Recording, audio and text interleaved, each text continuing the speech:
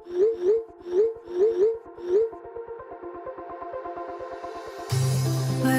we go,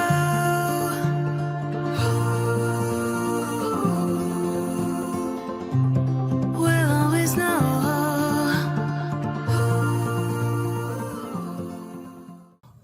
hi guys, welcome to the love and light 369 tarot. How are you guys? कैसे हो आप सभी? I hope आप सभी बहुत अच्छे होंगे और अपनी लाइफ में आगे बढ़ रहे होंगे। सो गाइस, मैं हाजिर हूँ आप सभी के सामने एक और न्यू रीडिंग लेके, और रीडिंग होगी करंट फीलिंग्स, करंट एनर्जीज़ के लिए।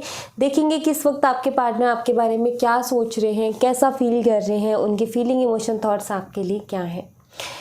एंड छोटी सी इन्फॉर्मेशन आपको दे देती हूँ। अगर आप मुझसे पर्सनल रीडिंग लेना चाहते हो तो डिस्क्रिप्शन बॉक्स में व्हाट्सअप नंबर दिए गए हैं, आप उस पर कांटेक्ट कर सकते हो।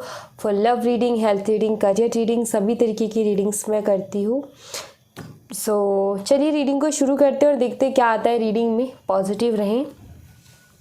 और गाइज, सिंपल सी चीज़ यही है कि जहाँ तक मैं देख रही हूँ, मुझे जो पिछले कुछ दिनों से रीडिंग करते टाइम जो एनर्जीज मिल रही हैं, उस एनर्जी को देख करके मुझे ये लगता है कि कुछ तो चेंज आ रहा है। ठीक है, कुछ तो चेंज आ रहा है चीज़ों में, एनर्जीज़ में। एंड बहुत लोगों के लिए जो है ये जो टाइम होगा ना, अब आगे आने वाला मार्च का जो मंथ होगा, आई फील ये ट्रांसफॉर्मेशन से भरा हुआ होगा। अच्छा ट्रांसफॉर्मेशन होगा। इस मंथ में बहुत ज़्यादा रिकन्सिलेशंस होने के भी मुझे यहाँ पर चांसेस दिखते हैं, बिकॉज एनर्जीज़ कुछ ऐसी मिलने लग गई है, क्योंकि एनर्जीज़ कुछ ऐसी आने लग गई है। तो ये जो मार्च का मंथ है ना, आई फील कि इसमें रिकन्सिलेशन हो सकता है बहुत लोगों का।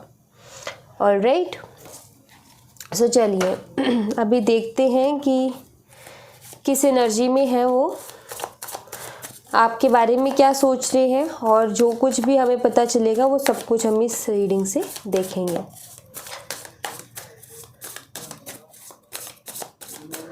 Let's see. पॉजिटिव रहना है, पॉजिटिव सोचना है। प्लीज़ यूनिवर्स बताएं जो हमारे व्यूवर्स हैं उनकी पार्टनर की एनर्जीज़ क्या है, अभी क्या सोच रहे हैं वो हमारे व्यूवर्स के बारे में।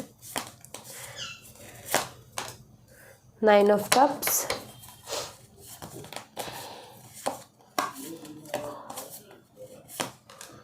Five of Pentacles, please clear कीजिए यूनिवर्स। Temperance, beautiful. साइन अगर मैं बताऊँ, हमारे पास Taurus, Virgo, Capricorn, Cancer, Scorpio, Pisces, Sagittarius अभी तक हमें मिले हैं। Again Taurus, Virgo and Capricorn, तो ये स्ट्रॉन्ग है earth sign. Again earth sign है हमारे पास। 4 ऑफ पेंटिकल्स, तो ये भी बहुत स्ट्रॉन्ग है। तो यहाँ पर मतलब ये है कि अर्थ साइन बहुत स्ट्रॉन्ग है। ओके, क्योंकि अर्थ साइन बार बार आ रहा है, हमें बार बार मिल रहा है, तो यस। और यहाँ पर आ गया page of wands.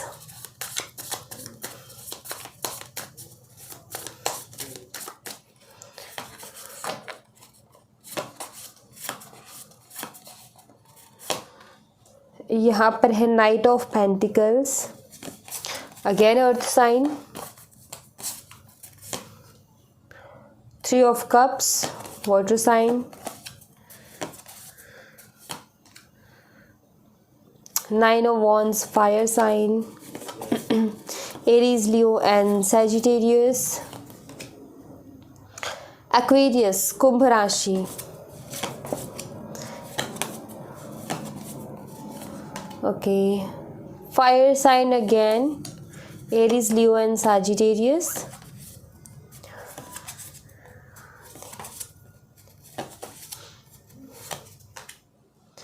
And queen of wands, again fire sign. Okay, तो हमें स्ट्रॉन्ग साइंस भी यहाँ पर मिल चुके हैं। बॉटम ऑफ द डेक से व्हील ऑफ फॉर्चून का मैसेज हमें मिल गया है। अगेन मैं बोल ही रही थी आप लोगों से, जिक्र ही कर रही थी मैं इस बारे में कि ट्रांसफॉर्मेशन का टाइम है, चीज़ें बदलेंगी। एंड ये बॉटम ऑफ द डेक से व्हील ऑफ फॉर्चून के कार्ड के आने का मतलब है कि यस, ये व्हील घूमने वाला है, और घूमते के साथ ही आपको पता है कि वक्त बदल जाएगा। व्हील घूमते के साथ ही चीज़ें बदल जाएंगी। कि इसको आप किस्मत का पहिया बोल सकते हो, भाग्य का पहिया बोल सकते हो। ये जो पहिया है ये घूमने में बहुत ताकत रखता है। अगर ये घूमा तो मतलब सब कुछ बदल देगा, सारी चीज़ें बदल देगा।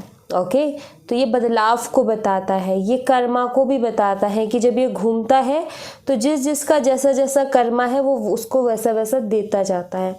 तो ये भी चीज़ है यहाँ पर। तो व्हील ऑफ फॉर्चून का कार्ड यहाँ पर यही बताता है, बॉटम ऑफ द डेक से आए हैं, ओवरऑल एनर्जी आई है। तो ये बताता है एक बड़े चेंज को, एक बहुत बड़े बदलाव को, जो कि आपको आगे देखने को मिलेगा आपके रिलेशनशिप में बहुत जल्दी ही। ओके, नाउ यहाँ पर हमें साइन स्ट्रांगली मिल चुके हैं, टॉरस, वर्गो, कैप्रिकॉर्न, वृषभ, कन्या, मकर राशि।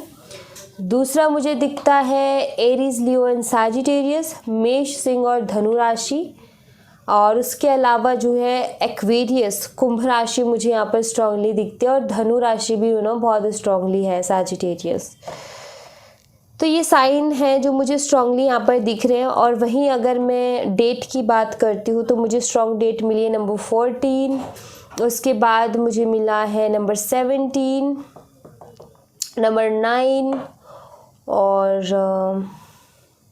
यस, यही नंबर्स मुझे स्ट्रांगली यहाँ पर दिख रहे हैं। ओके,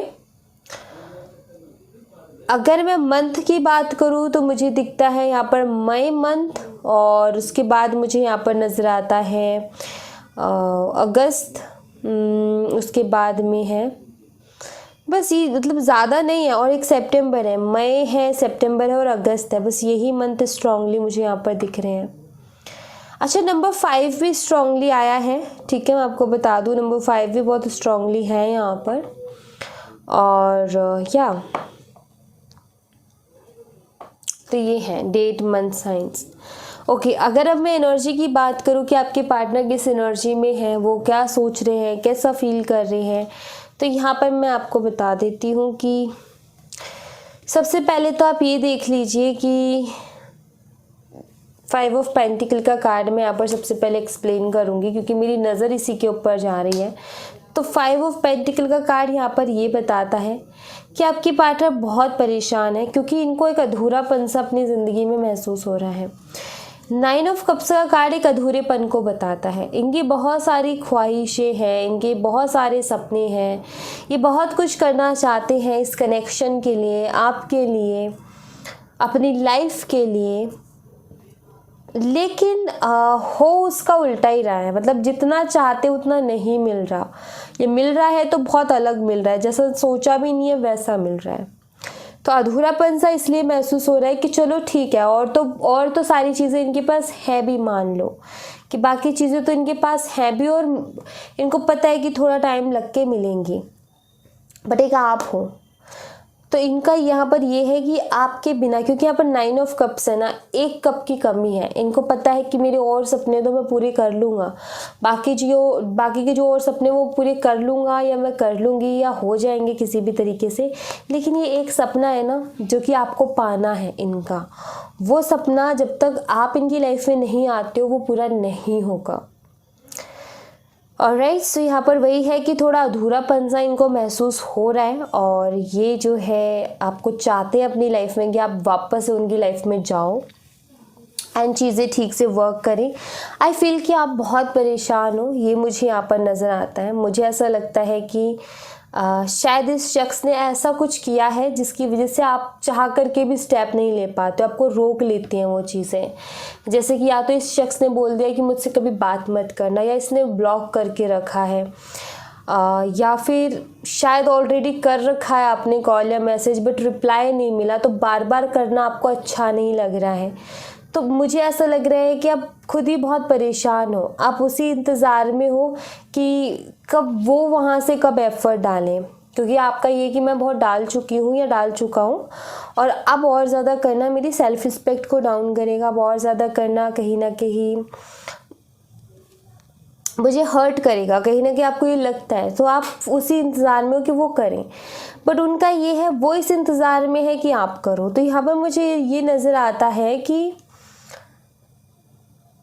लाइक दोनों ही एक दूसरे को चाहते हैं, दोनों को ही एक इमोशनल अटैचमेंट है एक दूसरे के साथ, लेकिन कोई ना कोई ऐसी बात अड़ी हुई है आप दोनों के बीच में। ईगो क्लैशेस हो सकते हैं, कोई ना कोई ऐसी बात अड़ी हुई है आप दोनों के बीच में जिसकी वजह से ना तो वो स्टेप ले पा रहे ना आप स्टेप ले पा रहे हो। ऑलराइट, एंड आप दोनों के बीच में थर्ड पार्टी हो सकती है फॉर श्योर। थर्ड पार्टी का मुझे इशू दिखता है यहाँ पर। हो सकता है आप दोनों के बीच में थर्ड पार्टी हो, इसी वजह से आपके पार्टनर आपकी तरफ स्टेप नहीं ले पा रहे, बिकॉज उनको पता है कि वो आपको क्या जवाब देंगे। ठीक है, और दूसरी बात ये है कि अगर आपकी मैं करूँ तो वो ये चाहते हैं कि आप अपनी तरफ से स्टेप लो, बिकॉज मुझे ऐसा लगता है कि वो थर्ड पार्टी में कुछ इस तरीके से फंस गए हैं कि वहाँ से निकलना तो ये चाहते हैं बट निकल नहीं पा रहे हैं। कुछ तो रीज़न है उसके पीछे, ना निकलने के पीछे। ओके, तो निकलना चाहते बट निकल नहीं पा रहे, तो इनका ये है कि आप अंडरस्टैंड करके आप जो है स्टेप लो इनकी तरफ, इनका ये है। तो यहाँ पर मजबूरी दिखती है, जैसे उनकी मजबूरी है कोई तीसरा पर्सन, आपकी मजबूरी है कि या तो उन्होंने मना कर दिया या फिर आप हमेशा करते हो और बहुत किया है तो अब आपका मन नहीं है करने का। ओके, वो चीज़ यहाँ पर मुझे जो है दिख रही है। बाकी मैं एक चीज़ और देख रही हूँ कि हाँ, एक इमोशनल अटैचमेंट आपके साथ है और ये कनेक्शन इनके लिए काफ़ी इम्पॉर्टेंट है। ऐसा नहीं है कि कनेक्शन इनके लिए इम्पॉर्टेंट नहीं है, नहीं, ये कनेक्शन इनको एक ब्लेसिंग के जैसा दिखता है, बट ये अपनी फीलिंग्स को फिर भी छुपा रहे हैं, अपनी फीलिंग्स को फिर भी ये दबा रहे हैं, कुछ खुल के नहीं बोल रहे हैं। इनको पता है इस कनेक्शन की इम्पोर्टेंस, इनको पता है आपकी इम्पोर्टेंस, बट उसके बावजूद भी अपनी फीलिंग्स को छुपा रहे हैं, अपनी फीलिंग्स को दबा रहे हैं, अपनी फीलिंग्स को खुल के जाहिर नहीं कर रहे, अपनी फीलिंग्स को बाहर नहीं आने दे रहे हैं। ये आपको स्पाई करती है ऑनलाइन, ये आपको स्पाई करती है और ये आपको कॉल मैसेज भी करना चाहते हैं, आपसे बात भी करना चाहते हैं। इनका बहुत मन भी करता है आपसे बात करने का, बिकॉज इनको पता है कि कनेक्शन बहुत इम्पोर्टेंट है। ऐसा इनको पता है कि ऐसा वैसा नहीं है, कनेक्शन बहुत इम्पोर्टेंट है मेरे लिए, जानते हैं कहीं ना कहीं।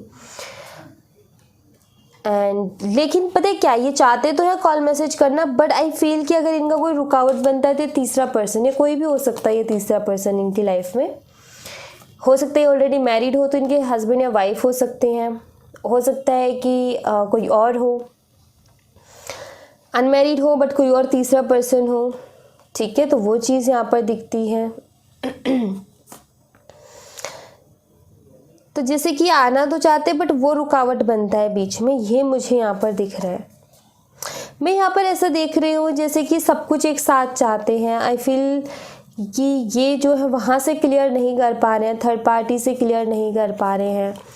कोई ना कोई चीज़ वहाँ पर ऐसी है जिसकी वजह से थर्ड पार्टी के चक्कर में फंसे हैं और वहाँ से चीज़ों को क्लियर नहीं कर पा रहे, बट मन ही मन आपको चाह रहे हैं। ये एनर्जी कुछ ऐसी है कि थर्ड पार्टी के साथ चीज़ों को क्लियर नहीं कर पा रहे और मन ही मन में ही आपको चाह रहे हैं।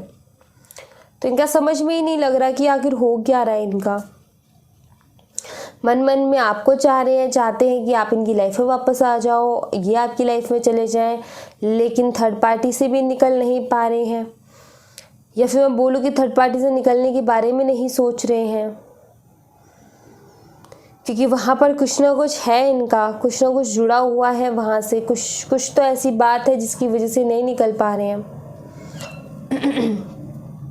तो मतलब एक वक्त पे आप भी चाहिए और इनको वहाँ भी संभालना है, तो ये कैसे पॉसिबल होगा, यू नो। ये तो फिर वही लड़ाई झगड़े, इनको पता है कि ये चीज़ें हम दोनों के बीच में मिसअंडरस्टैंडिंग्स पैदा करेंगी, ये चीज़ें हम दोनों की। मैं क्योंकि देखो, आप किसी तीसरे के साथ हो तो आप कितना ही सामने वाले को कह लो कि नहीं मैं तुमसे प्यार करता हूँ, तुम्हारे साथ लॉयल हो, तो फिर भी ट्रस्ट इश्यूज़ तो आएंगे ना, ट्रस्ट को लेकर के प्रॉब्लम तो आएगी ना। नॉर्मल सी चीज़ है ये, कोई रॉकेट साइंस नहीं है या फिर ये कोई बहुत ज़्यादा दिमाग लगाने वाली चीज़ नहीं है। बात सिंपल सी चीज़ है यहाँ पर कि हाँ भाई, कोई किसी के साथ रहेगा, ट्रस्ट इश्यूज़ 100% होंगे ही होंगे, चाहे फिर वो कितना ही जता ले कि बहुत प्यार है, इतना प्यार है, ये प्यार है, वो प्यार है, फिर भी वो चीज़ तो होगी होगी। बट हाँ, एक चीज़ मुझे यहाँ पर नज़र आती है कि ये विश करते हैं कि आप दोनों के बीच में जो भी प्रॉब्लम्स चल रही हैं, ये विश करते हैं कि आप दोनों के बीच में जो भी मनमुटाव चल रहे हैं वो ख़त्म हो जाए, वो क्लियर हो जाए और आप फिर से इनकी लाइफ में आ जाओ। और ये भी चाहते हैं कि आप इनको अंडरस्टैंड करो, मतलब ये चाहते हैं कि जैसे मैं चल रहा हूँ ना वैसे चलने दो, मुझसे ज़्यादा सवाल जवाब मत करो, मुझसे ज़्यादा कुछ पूछो मत। वक्त आने पर मैं बता दूँगा सारी चीज़ें, वक्त आने पर मैं चीज़ें ठीक कर दूँगा या फिर तुम्हें क्लियर कर दूँगा। तो वो वाली एनर्जी है इनकी, ये भी यहाँ पर दिखता है। व्हील ऑफ फॉर्चूना कार्ड यहाँ पर यही बताता है कि शायद वक्त आने पर बहुत सारी चीज़ें आपके सामने आने वाली है, बहुत सारी क्लियरिटी आपको मिलने वाली है इस रिलेशनशिप से रिलेटेड। और ये व्हील का घूमने का मतलब यही है आई थिंक कि चीज़ों का बदलना, जो भी आप दोनों के बीच में प्रॉब्लम्स आ रही हैं, जो भी आप दोनों के बीच में सेपरेशन का रीज़न बना हुआ है, जैसे ये व्हील घूमेगा ये भी हट जाएगा। तो यहाँ पर मुझे ऐसा दिखता है अगर कोई तीसरा पर्सन भी है तो भाई ऐसा नहीं है कि आपके पार्टनर बेवकूफ़ है, क्योंकि मुझे यहाँ पर ऐसी कोई एनर्जी नहीं मिल रही कि ये किसी के बहकावे में आ रहे हैं। मुझे यहाँ पर ये भी एनर्जी नहीं मिल रही कि भाई इनको किसी ने माइंड वॉश किया है या कोई इनको सिखा रहा है या इनके ऊपर किसी तरीके का प्रेशर है, वो एनर्जी मुझे यहाँ पर मिल नहीं रही है। तो सिंपल सी चीज़ है यहाँ पर कि जो भी कर रहे हैं अपने दिमाग से कर रहे हैं, समझ करके कर रहे हैं चीज़ों को, तो कुछ है उसके पीछे इनका खुद का कोई मकसद या खुद का कुछ मतलब, तो वो कर रहे हैं ये। और हम कुछ कह नहीं सकते भाई किसी का क्या है कि क्या नहीं है। तो आई फील कि ये थोड़ा सा टाइम चाहते हैं आपसे और ये चीज़ों को क्लियर करेंगे, बट अभी थोड़ा सा टाइम चाहते हैं। और इनको ऐसा लगता है, इनको ऐसा कॉन्फिडेंस है खुद के ऊपर, और ये जो ज़्यादा टेंशन नहीं लेते ना आपकी, जैसे आप टेंशन ले रहे हो बट ये नहीं लेते, और आपके मन में ये भी होगा क्या इनको डर नहीं लगता कि मुझे खो देंगे। तो बात यहाँ पर ये है कि इनको कॉन्फिडेंस है खुद के ऊपर, इनको ये है कि मैं सब ठीक कर दूंगा या मैं सब ठीक कर दूंगी। ये कहीं ना कहीं इस चीज़ को जानते हैं, मतलब इनको पता है, ये खुद के ऊपर भरोसा है कि हाँ मैं कर सकता हूँ या मैं कर सकती हूँ चीज़ों को ठीक। तो इस चीज़ का कहीं ना कहीं इनको भरोसा है। ऑलराइट, तो वही है। तो ये व्हील का मतलब यहाँ पर ये है कि जब ये व्हील घूमेगा तो आपको इस रिश्ते से रिलेटेड क्लियरिटी मिल जाएगी। आपको जो है ये जो थर्ड पार्टी इशू से आप गुजर रहे हो ये चली जाएगी आप दोनों के बीच से, एंड आपका रिलेशनशिप स्टेबल हो जाएगा, आपके रिलेशनशिप में एक बैलेंस आ जाएगा। ओके, कब तक ये चीज़ें होंगी वो हम देख लेते हैं।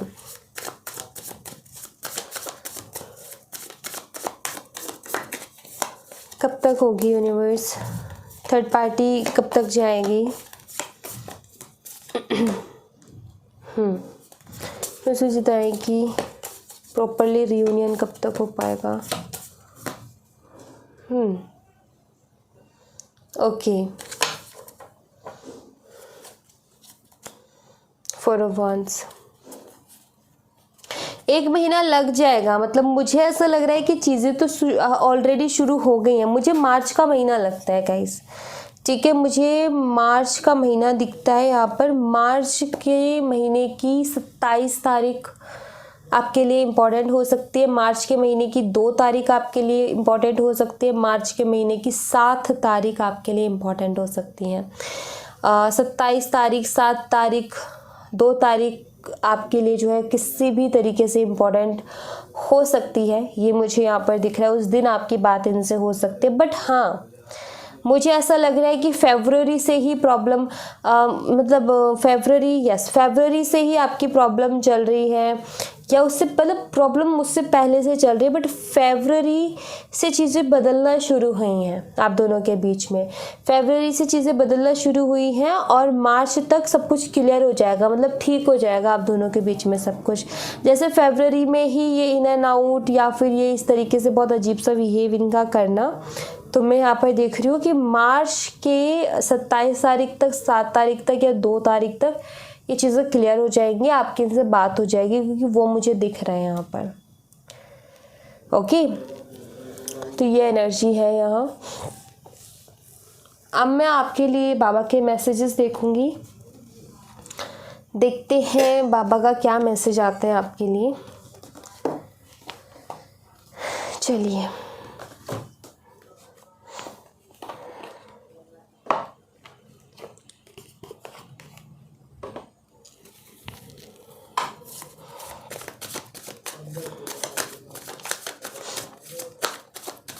बाबा के मैसेजेस,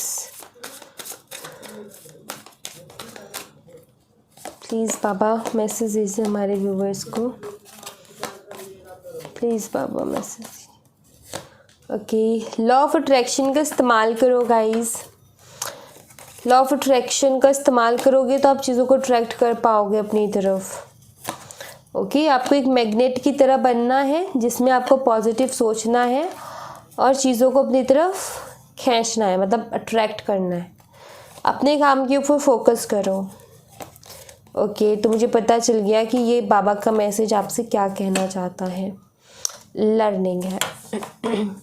बाबा यहाँ पर ये कह रहे हैं कि जो भी चीज़ें हैं, लॉ ऑफ अट्रैक्शन एंड ये मैनिफेस्टेशन, जिस भी तरीके की मैनिफेस्टेशन का आप इस्तेमाल करो ना अपनी ज़िंदगी में, उसका करो, बट उसका एक निश्चित समय आप बनाओ अपनी लाइफ में कि हाँ ये मेरा एक निश्चित समय है, इस पर मुझे ये मैनिफेस्टेशन करनी है। सिर्फ उसी समय पर करो एंड बाकी के टाइम अपने काम पर फोकस करो। बाकी के टाइम आपको सारे दिन भर नहीं सोचना है या सारे दिन भर मैनिफेस्ट करने के लिए नहीं बैठना है। ठीक है, यहाँ पर बाबा कह रहे हैं कि सबसे पहली चीज़ तो ये कि एक टाइम फिक्स कर लो कि हाँ इतने से इतने टाइम तक मुझे ये काम करना है। देन उसके बाद में आपने नहीं सोचना, कुछ भी बिल्कुल भी नहीं सोचना है। आपने सिर्फ और सिर्फ अपनी लाइफ में जो भी आपका काम है, इम्पोर्टेंट काम है, उसके ऊपर ध्यान देना है। ओके, एंड ये जो हमारी लाइफ है ना, ये एक स्कूल की तरह है और इसमें हर दिन हमें कुछ ना कुछ कुछ ना कुछ हमारी लाइफ हर दिन हमें एक नया लेसन देती है। हमारी लाइफ हर दिन कुछ ना कुछ नया हमें सिखाती है। तो बाबा यहाँ पर कह रहे हैं कि जो हमारी ज़िंदगी हमें कुछ नया सिखाती है ना, हमें वो सीखना चाहिए। तो आपसे यहाँ पर यही कहा जा रहा है कि आप ना अपनी लाइफ में हर दिन कुछ सीखिए, कुछ सीखते रहिए, नया कुछ भी नया सीखिए। बट आप रात के टाइम एक चीज़ ज़रूर नोट करना, एक नोटबुक ले लो, उसमें नोट करना शुरू कर दो कि आज मैंने कुछ खास क्या सीखा है। उसको नोट करो डेली रात को, और हर दिन आपको ये होना चाहिए कि मुझे कुछ सीखना है नया, चाहे फिर वो कुछ भी हो। तो इससे क्या होगा कि आप देखोगे आपकी नॉलेज बढ़ेगी। नॉलेज बढ़ेगी तो नॉलेज क्या होता है कि एक्सपीरियंसेस भी लेकर के आती है। नॉलेज से तो बहुत कुछ आप कर सकते हो। तो नॉलेज जो है ज़िंदगी बदल देती है। ओके, सो यहाँ पर यही है कि आप इसको एक रूटीन में लेकर के आओ इस चीज़ को, और अपने काम पर फोकस करो। जो भी चीज़ अट्रैक्ट करना चाहते हो उसके लिए एक टाइम बनाओ और सिर्फ उसी टाइम उसको पूरे दिल से याद करो। सारी दुनिया से ध्यान हटा करके सिर्फ उसके ऊपर फोकस कर दो। बट एक ही टाइम बनाओ, एक ही टाइम पर करो। सारे दिन भर नहीं करना आपने। सारे दिन सोचने से वो चीज़ें टॉक्सिक हो जाएंगी। हेल्दी होता है थोड़ा ही, हर चीज़ लिमिट में ही हेल्दी होती है। जब वो लिमिट से बाहर हो जाती है, लिमिट से ज़्यादा हो जाती है, तो फिर वो चीज़ें टॉक्सिक होने लगती हैं। तो हमें क्या करना है, टॉक्सिक नहीं करना, हमें लिमिट में रह कर के चीज़ें करनी है। आप सोचो कि भाई अगर ऐसा है तो हम सारे दिन में मैनिफेस्ट करेंगे तो हमें तो एक दिन में चीज़ मैनिफेस्ट हो जाएगी। नहीं होती, ऐसे नहीं होती, बल्कि नुकसान होगा। जैसे कि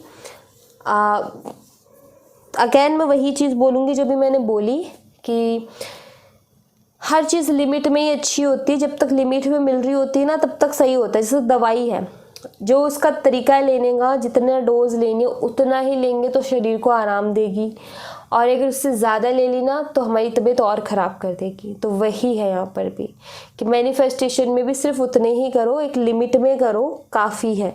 सारे दिन करोगे तो टॉक्सिक हो जानी है चीज़ें, एनर्जी बहुत अजीब सी हो जाएगी। आप खुद अपने आप को काफ़ी हैवी फील करोगे, क्योंकि मैनिफेस्टेशन हो, ये सारी चीज़ों, इनमें एनर्जी लगती है, इनमें एनर्जी लगती है। और अगर आप ये सारे दिन भर करोगे तो आप अपनी एनर्जी को खो दोगे, आप बहुत लो एनर्जी में चले जाओगे।